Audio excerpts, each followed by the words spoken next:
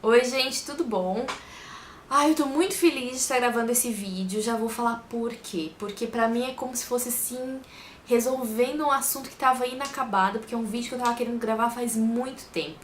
Quem assistiu aquele meu vídeo onde eu falo sobre as minhas melhores leituras de 2017, eu vou deixar o link aqui embaixo, provavelmente lembra aí qual foi o meu eleito do ano passado, né?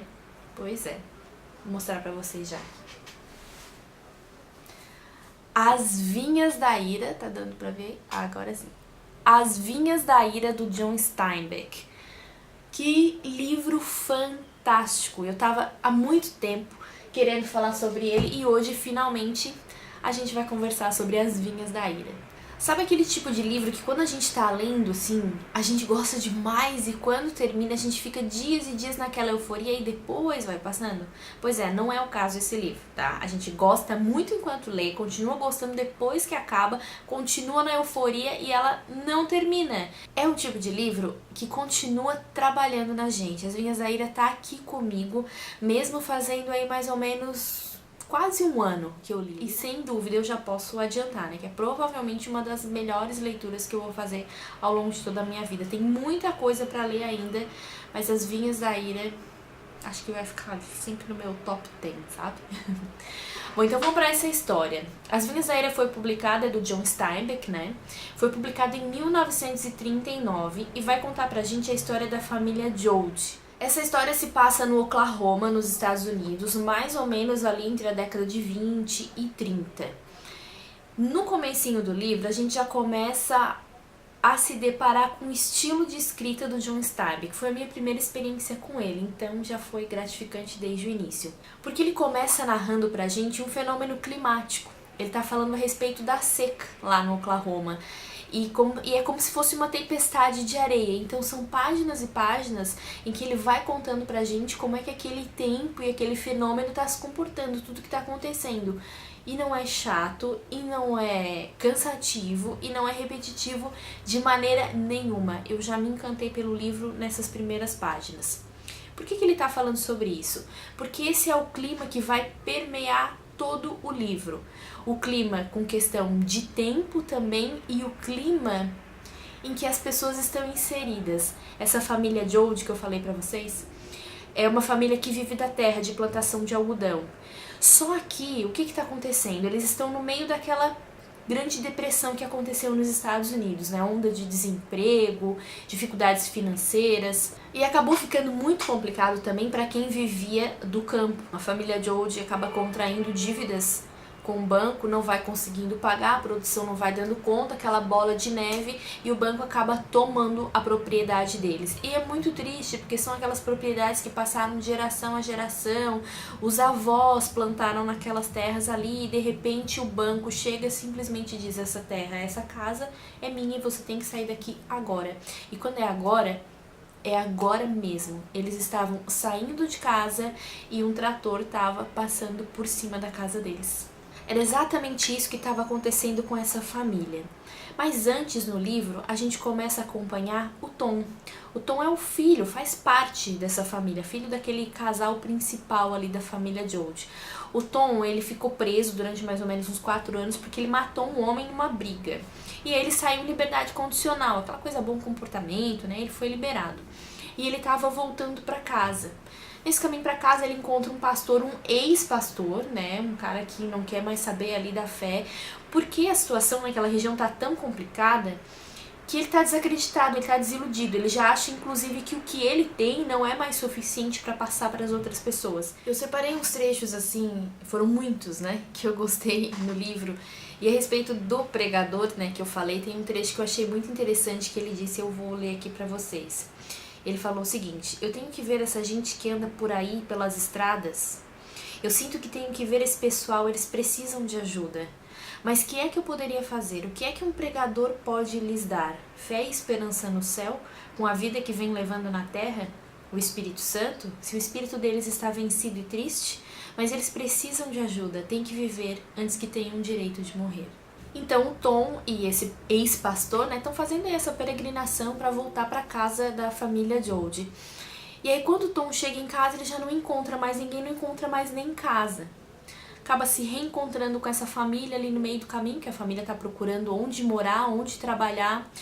E aí a situação tá tão complicada para todo mundo que eles resolvem que ali em Oklahoma não teria mais espaço para eles. Eles precisariam procurar emprego e sobrevivência em outro lugar.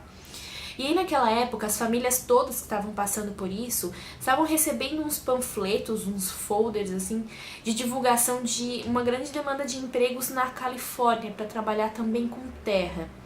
E aí, gente, não foi só a família Jody que pensou nisso, foi praticamente todo mundo ali daquela região do Oklahoma e de outras regiões perto, que simplesmente debandaram praticamente todas juntas, assim, em busca de emprego. E o que esse livro vai contar pra gente? Vai contar a saga dessa família em busca dessa nova vida na Califórnia. Conseguiram comprar um caminhão que, gente... O caminhão já estava mais assim caindo aos pedaços do que outra coisa, mas era só o que eles conseguiram na época. E quem é que tá indo nessa viagem? O pai e a mãe do Tom, o avô, a avó, tá indo mais 2 filhos adultos, mais uma filha grávida, mais o marido da filha, mais 2 filhos que são um menino e uma menina crianças. E por que não, se cabe toda essa gente, por que não levar o ex-pastor junto? Foi o ex-pastor com essa família, foi todo mundo nesse caminhão rumo à Califórnia. O desenrolar de praticamente todo esse livro é contando pra gente todo esse trajeto deles em busca dessa terra prometida. E por que eu gostei tanto desse livro? Quando eu resolvi gravar esse vídeo, eu pensei assim, será que eu vou ter palavras suficientes para dizer o quanto eu gostei desse livro? Porque ele é realmente muito bom. E eu vou tentar, assim, relacionar alguns fatores, né, que fizeram eu gostar tanto, assim, dele. Primeiro que é a forma como ele foi escrito, tá?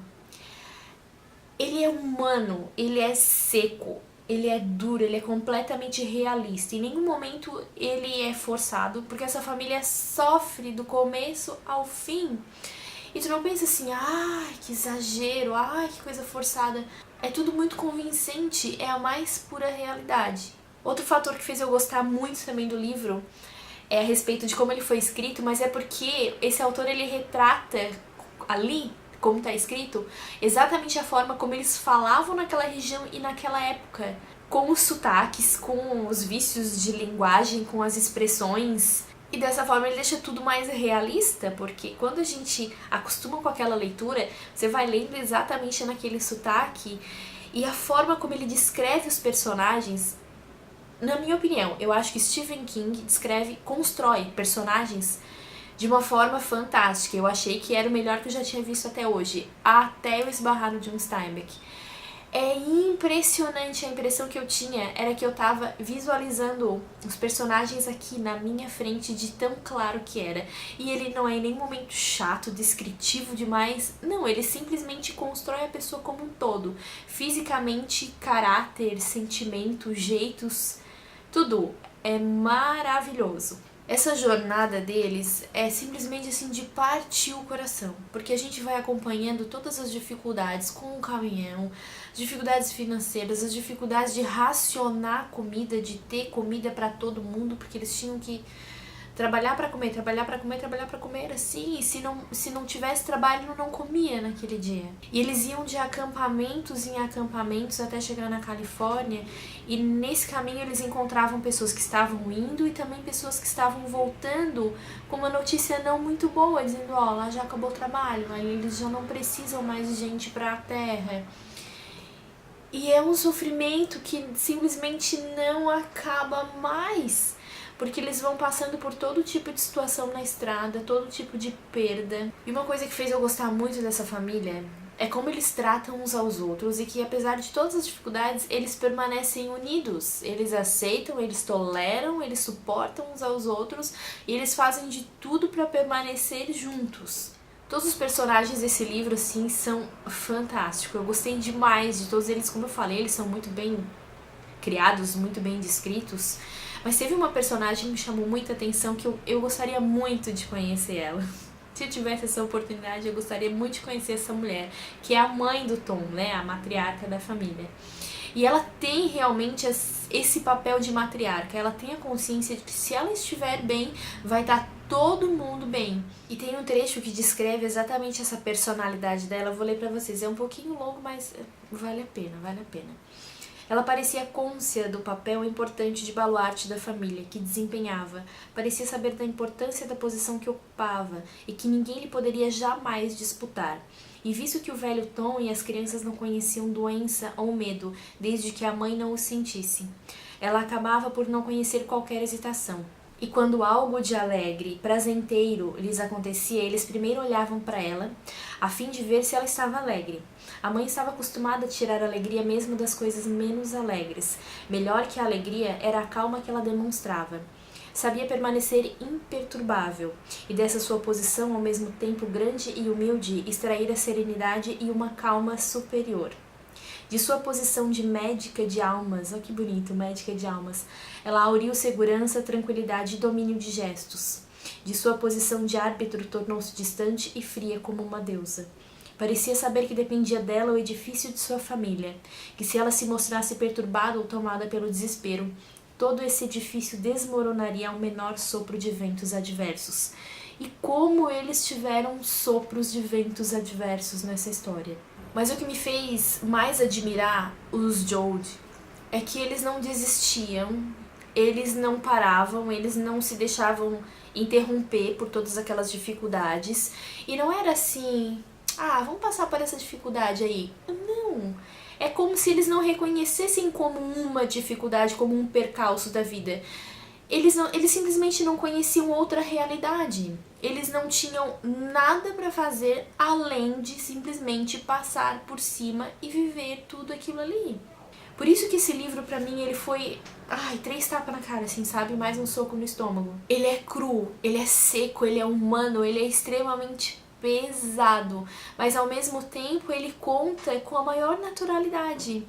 E aí eu descobri o quê? Que essa foi, na verdade, a realidade da vida do próprio John Steinbeck. Aqui nesse livro, Conversando com Mrs. Dalloway, eu acho até que eu já mostrei ele aqui no canal, esse livro fala de inspirações que os autores tiveram para escrever os seus livros, né? E aqui tá contando não a respeito do As Vinhas da Ira, mas o Ratos e Homens, um outro livro dele, que eu já li inclusive, que é muito bom também. E aí tá falando o seguinte, olha, deixou Stanford na primavera de 1925 e passou por uma série de empregos e biscates até decidir por se concentrar exclusivamente no trabalho como escritor em 1928. Nessa época, Steinbeck nunca abandonou completamente a vida rural. Em sua ficção, evocava as paisagens da Califórnia e a dura realidade de um trabalhador itinerante. Então, Steinbeck passou exatamente pela mesma situação aqui da família Joad. E aí me caiu a ficha, é por isso que ele escreveu com tanta propriedade, por isso que foi tão real e tão verossímil toda essa história que ele contou. E aquele final, gente, claro que eu não vou contar o que aconteceu, né? Mas eu preciso dizer que foi, eu acho que o final mais impressionante que eu já vi, assim, em tudo que eu já li. Porque eu achei que nada mais poderia acontecer com aquela família. E aí eu fui surpreendida mais uma vez, porque eu achei que já estavam no fundo do poço. Mas foi quando eu percebi que tinha mais ainda pra onde ir. E não era assim, agora acabou. Não, ele ainda te dá a chance de chegar naquele fundo do fundo, levantar, sacudir a poeira e dizer, vamos continuar. É impressionante, é impressionante. Tem uma frase que eu gostei muito aqui que eu vou deixar pra gente finalizar esse vídeo, que é o seguinte: a questão não é saber se podemos, a questão é saber se queremos. Quanto a poder, acho que não podemos nem ir para a Califórnia ou para outro lugar qualquer.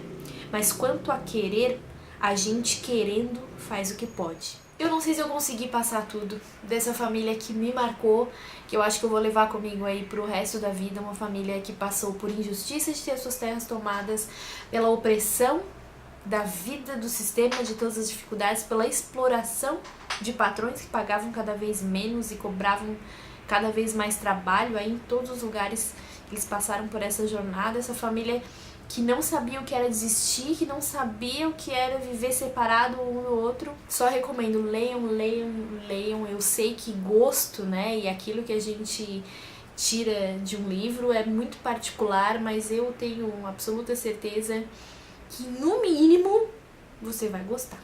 Então é isso. Espero que vocês tenham gostado e se leu, Coloca aqui embaixo as suas impressões de As Vinhas da Ira, que eu quero saber, eu quero continuar conversando sobre esse livro. Se gostou do vídeo, dá um joinha, comenta aqui também, deixa sugestões aqui, se você quer que eu fale a respeito de algum outro livro, se eu já li, se eu não li, eu vou atrás também, tá certo? A gente se vê nos próximos vídeos, até mais!